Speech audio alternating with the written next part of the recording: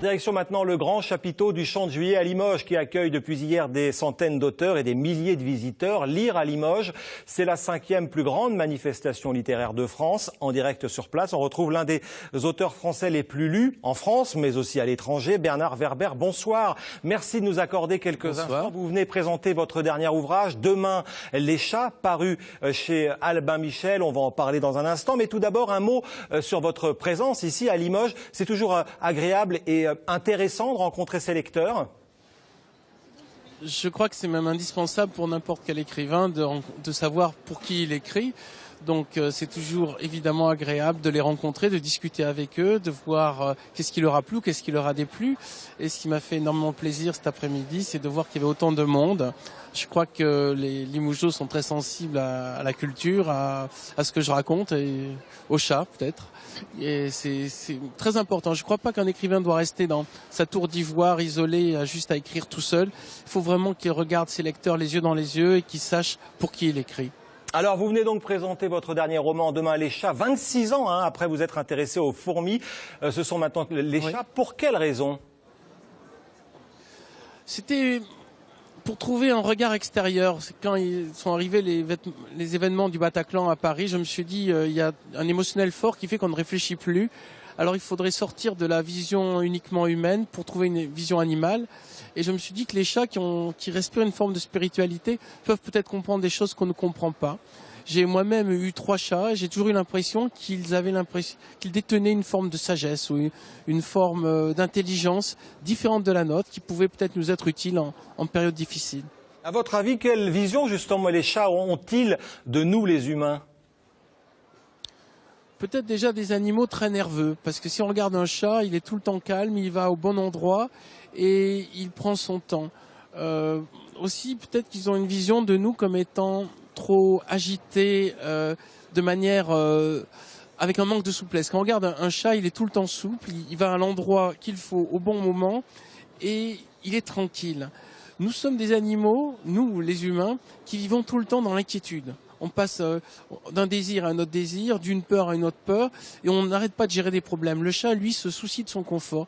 Peut-être que nous avons une leçon à prendre de tranquillité et de sérénité chez ces animaux. En tout cas, moi, j'ai vu mon chat tout le temps comme un animal qui semblait avoir compris quelque chose qui me manquait. Alors après les fourmis et les chats, est-ce que d'autres animaux sont susceptibles dans l'avenir de vous inspirer ? Écoutez, finalement, je ne parle que des humains. C'est une manière de parler différemment pour ne pas avoir que des humains qui parlent des humains. Donc j'ai en effet utilisé les fourmis, j'ai utilisé les anges, j'ai utilisé les extraterrestres, j'ai utilisé les dieux et maintenant les chats.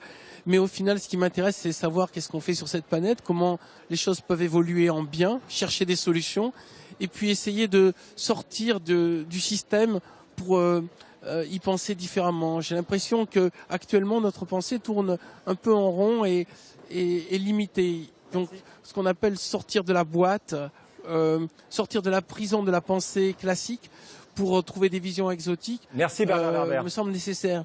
Merci beaucoup. Je rappelle le titre de votre dernier ouvrage, Demain les chats, paru chez Albin Michel. Merci infiniment. On reste dans le cadre de Lire à Limoges avec une belle rencontre ce matin à l'Opéra Théâtre. Raphaël Antoven a rencontré des scolaires. Franck Petit et Frédéric Borde ont assisté à cette conférence. Au terme de sa rencontre avec les Limougeaux, le très médiatique et néanmoins passionnant philosophe signe son dernier livre. Le public repart avec en mémoire quelques phrases qui l'ont touché. Le thème de l'apparence était au centre du débat.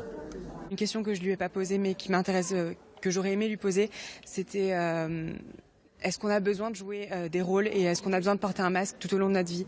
L'apparence est un thème vraiment qui était important. Je trouve que c'était quelque chose de très intéressant. Il a choisi de parler de ça à des élèves et à des jeunes comme nous.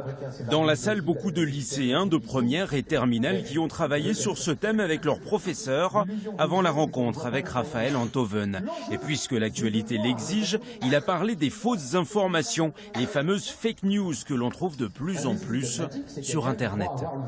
Ce qu'il faut bien comprendre, c'est que celui qui brandit une vérité qui est au-delà des apparences verra dans le fait que les apparences ne correspondent pas à la vérité qu'il brandit la confirmation de ce qu'il dit.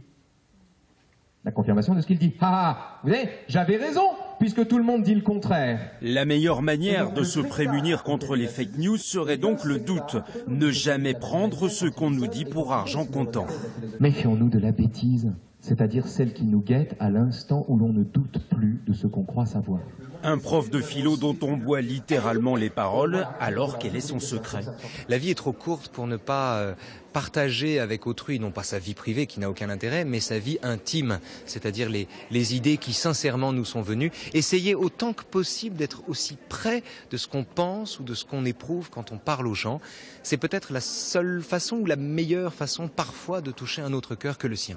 Lire à Limoges propose des rencontres de ce type tout au long du week-end. Voilà, et puis émission spéciale Lire à Limoges demain à partir de 11h30 sur France 3 Limousin. Voilà, c'est la fin de ce journal. Merci de votre fidélité. Excellente soirée sur France 3. À demain. Retrouvez toute votre actualité régionale sur l'application France 3 Région.